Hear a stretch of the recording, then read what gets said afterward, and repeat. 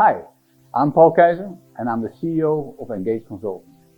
For the last 14 years, the Pakistan Society of Human Resource Management, together with Engage Consulting, have made an effort to really raise the awareness level of the importance of engaging employees. We did that by publishing every 2 years the Best Place to Work survey. In 2021, it was our 8th edition.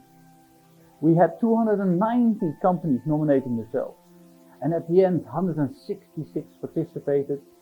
40,000 employees answered our survey across 16 different industries. We've got a tremendous amount of data that we would like to share with the community so they can continue to improve employee engagement in Pakistan. In October 2021, we organized the Best Place to Work Awards Gala. More than 50 companies were recognized as the best places to work across many different industries. The first prize, the second prize, and the third award. In addition, a number of special categories and most preferred employers chosen by talent in Pakistan were being recognized. It is important for us to share and to ask those companies, what have you done in order to become a best place to work?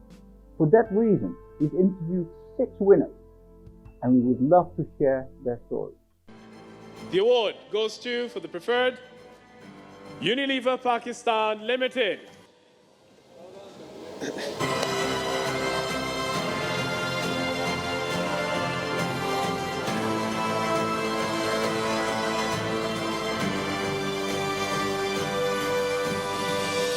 Congratulations, Unilever. That award basically recognizes that other talent that's not working for Unilever has identified Unilever as the most preferred employer. A tremendous recognition of their employer brand. Let's ask Fathema what Unilever has done over the last number of years to retain that elusive spot. All right. Hello, Fathema. Welcome to this interview. Thank you very much for joining it. The whole purpose of this conversation is to learn what Unilever Pakistan has done to be the most preferred employer for talent in Pakistan. And I know that you've been in that position for quite a few years. So getting there is one thing, staying there is a completely different thing. So I would love the audience to get a feel about how it's been built and how you maintain that level of branding with the external talent market.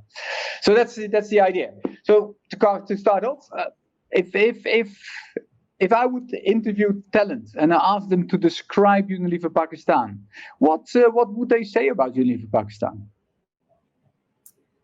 First of all, Paul, thank you very much for giving me this opportunity.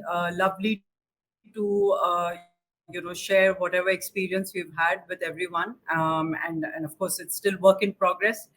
Many more things that we're still trying to do. So thank you for giving us this platform.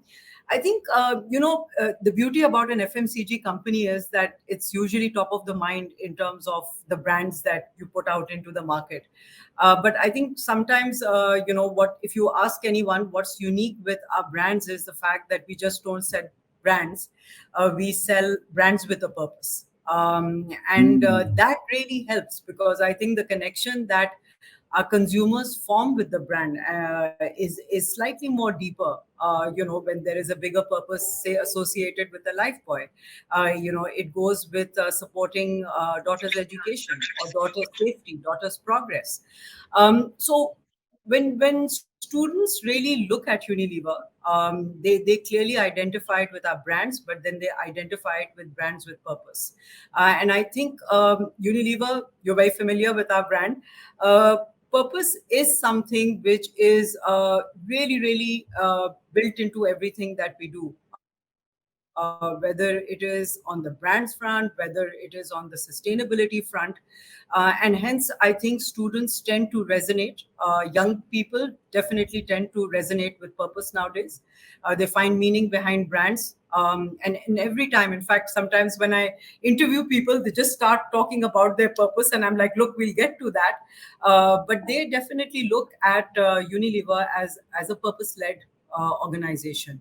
And I think that's something which comes into also why many people want to be a part of this brand or be associated with this brand. So I would say purpose is definitely one. And then I can and for not so much for graduates itself, because your most preferred employer status comes from a whole multitude of talent across the spectrum, from CEOs all the way to graduates. So that appeals not just for the youngsters, correct? Absolutely. And Paul, I think if you talk to people across nowadays, because as an organization, what we do is we also take all our employees through discovering your purpose activity, which is, what is your own reason for existence. And if I can share that data, because 100% of our people go through this journey, I have. And that's the first thing we tell them to do in the first 3 months of them joining Unilever. What do you want to do? What makes you get out of bed? Because if we can actually align individuals' purpose with the organization's purpose, you can tango for a much longer time with that organization. It already appeals to you because it's going beyond just giving you your paycheck. It's actually helping you live what you want to do. And the interesting thing is when we talk to anyone and everyone and try and put all their purposes together, whether it's a young person, whether it's a middle-aged person, or someone who spent 20 years outside and joining our organization, their purpose is usually very, very well defined through social impact that they want to create. What's the bigger contribution that they want to make to the community? So that kind of kind of relevance comes now across every age group, and I think more and more we as individuals are becoming conscious of what is our tombstone going to say. Fantastic, that's awesome. But doing that once or twice is fantastic. But over the 15-20 years that I've been associated with Unilever Pakistan or have seen Unilever Pakistan, many other companies have been on the top, but also many other companies have slid downward or have come back up again. You've been consistent. What is the secret of that consistency? So I'll kind of break it up into 2-3 different areas, Paul, because Unilever Pakistan has always been the preferred employer of choice for graduates, and there's a reason for that. The reason for that is that we start our journey, we start our association with students at a very young age. We say, it's almost like a brand decision. We start creating brand awareness at a very early stage, and we hope that by the time they graduate, that's the brand that they use. That's the brand that they join. And hence we try and build association at a very, very early stage. So when students are like in their second year, we start what we call our campus programs on Sparks. We get recruits who can be ambassadors for our organization. We tell them about the organization. They get to know us well. That translates into Unilever Talent Hunt, which we do every year, where we give them some sustainable project to work on with us, which turns into an internship program, which turns into a UFL program. We started now doing boot camps for people, just to give you an example. And these are students just across, no university. We just put it out on the social media, and we help them in all the areas that they struggle with when they come into the work life. We try and just improve their employability, so to say. So the association is created at a very, very early age, and then we try and bring them home through all the different employment models that we have out there. And even our employment models now have gone crazy. So we've recently launched what we call a Gen Next program, which is anytime you want to work for any hours you want to work, you can be associated with us. You're a freelancer, you're a student, you're a career by choice, you want to give it a shot at the corporate world, you've had a career break, you can come and join us through the Gen Next program. You have skills, you want to kind of work with Unilever, but you don't want to commit yourself 100%, you can work with us. So I think it's the association that we have created from a very early stage to a later stage, which allows people to kind of indulge with our brands. But that's just one part of the story. I think the other thing is all about what our employer brand talks about, which is inclusivity. Purpose-led, I've already talked about. It is about being equitable. It is about opportunities that we can provide them. That's our career promise. And I think if you ask me, for the mid-year career recruits, when they look at Unilever, it's that career promise which makes it an excitable brand to join.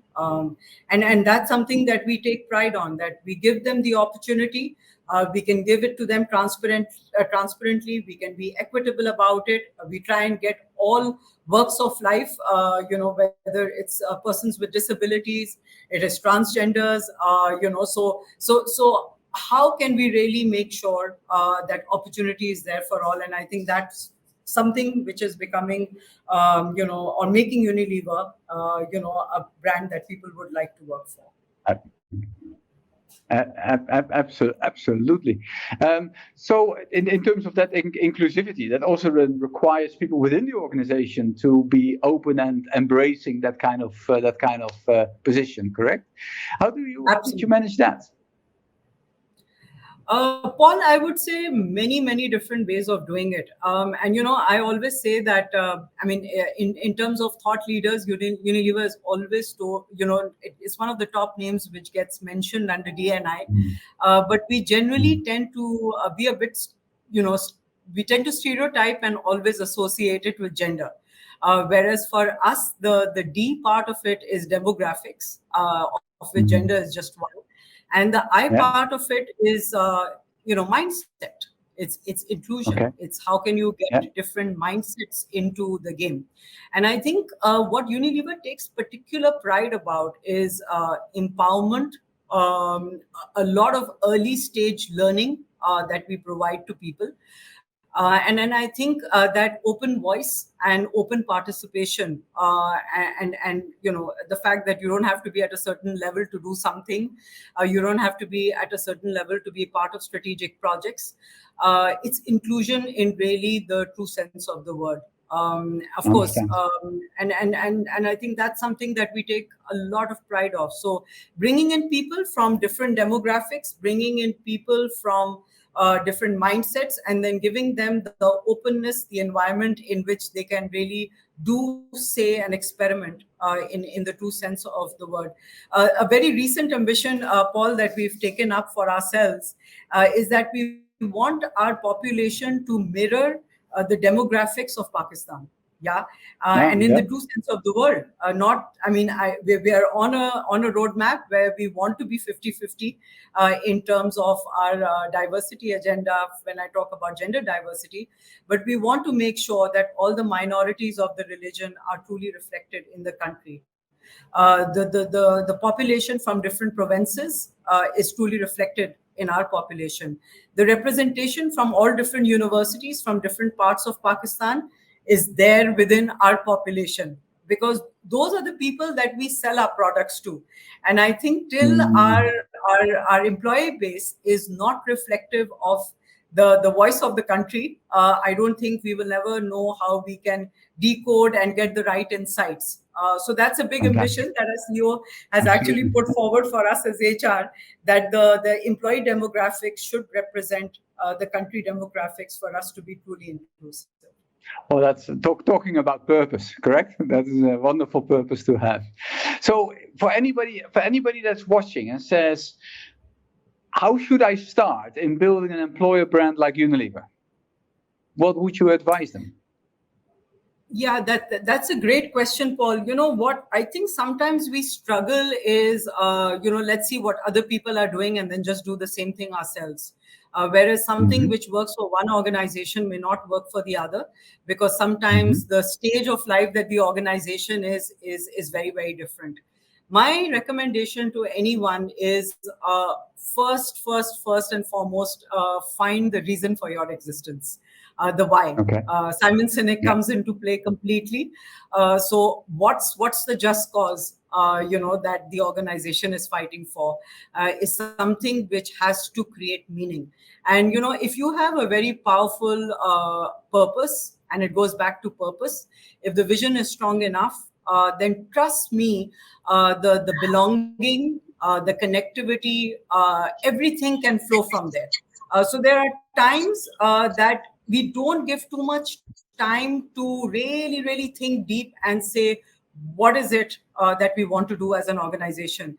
And Paul, you were part of some of these journeys that we've done, in Unilever Pakistan for the longest time, and we still have a global ambition, which is making sustainable living a commonplace as our purpose. But we said for Pakistan, what is Unilever Pakistan's ambition? And we did a lot of soul searching when we said that for the longest time we've been Unilever in Pakistan. Our purpose is to be Unilever for Pakistan. And what can we do which is going to make Unilever for Pakistan come alive? And then I can go deeper into what we did. So my first advice is find the just cause, rally your people around it, create your own story, be authentic to your story, because I also feel that we add a lot of jargon to the whole thing, and we lose the power of storytelling and authenticity, because we are saying somebody else's dream, or we are living some other company's vision.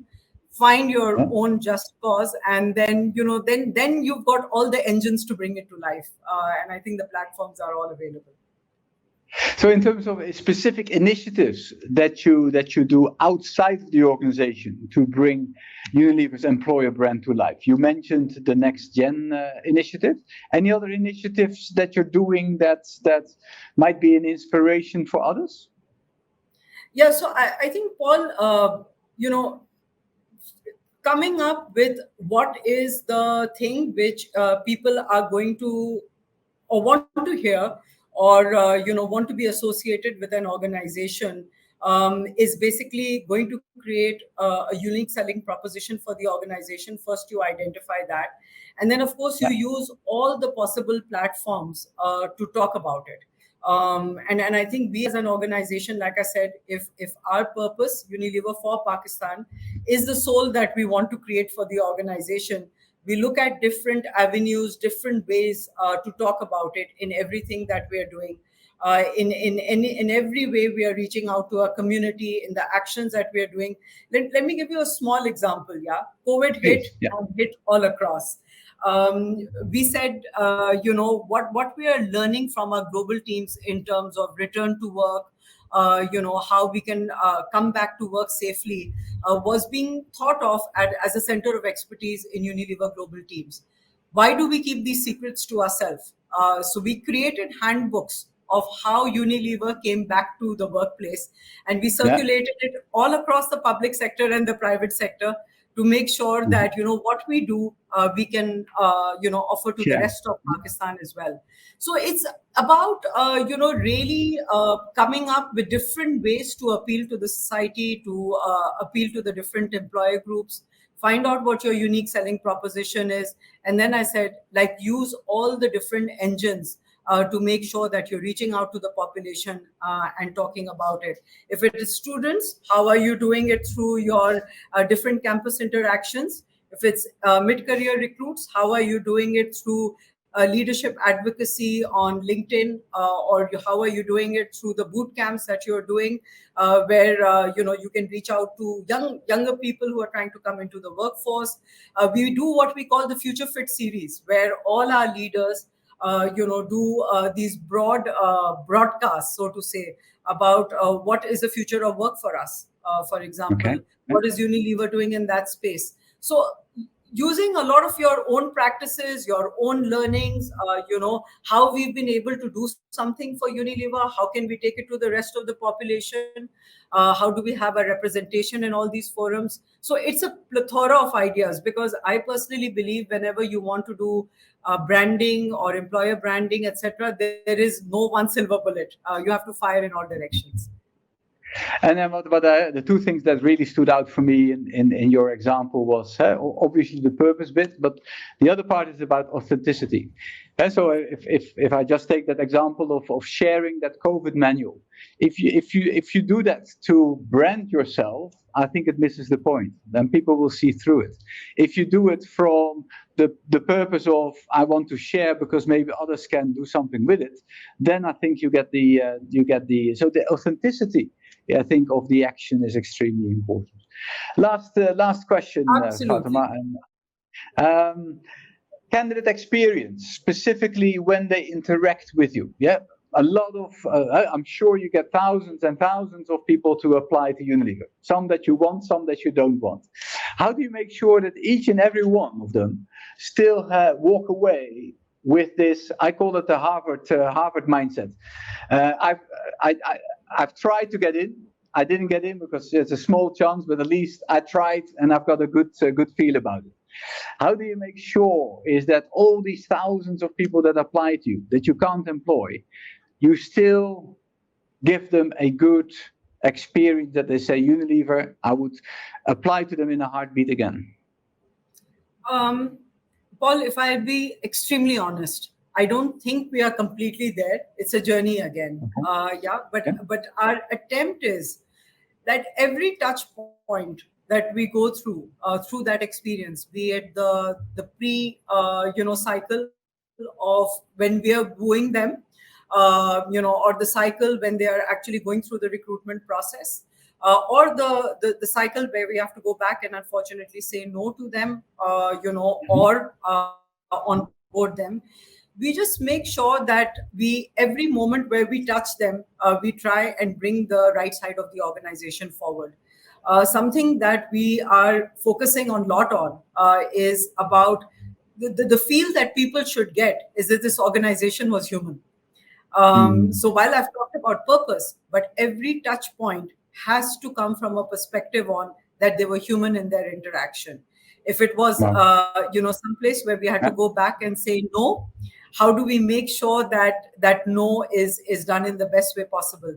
Also, many times, when we interview people, it's a kind of experience that we give them. And many times we start our interviews by saying, look, this is a discussion. You are here. We are here to find out about you as much as you are here to find out about us. And I think just in November this year, we've done an extensive training for all our people leaders on how do you make sure that whenever you interact with everyone, make it such a soft touch, make it so compassionate, that they will always remember Unilever as an organization which is human. Because if there's one thing that we want to drive in our culture is that we want to known as a soulful organization, an organization that works from the heart. And I think when you work from the heart, you always win the minds. I think we stop on that point, Fathema. I don't think there's a better line to end this conversation than on that one. So passion, human passion. I think that is the takeaway for me. Thanks very much. And I understand why you and the team at Unilever have been able to sustain that position for so long, constantly reinventing and constantly pushing your own boundaries in order to constantly improve and adopt. And congratulations. And I'm pretty sure with this mindset and approach, it will be for many years that somebody else will be able to take you from that throne. So congratulations. Thanks, Paul. Thanks. But just before we end, I think must say that there is so much to learn from out there. I think our industry is doing a fantastic job. And trust me, we give very little. I think we get more than we give. So I think plenty of great stuff happening in Pakistan. Indeed. Thank you, Fathema. Thank you. Thanks, Paul. Thank you so much for giving us this opportunity. Awesome.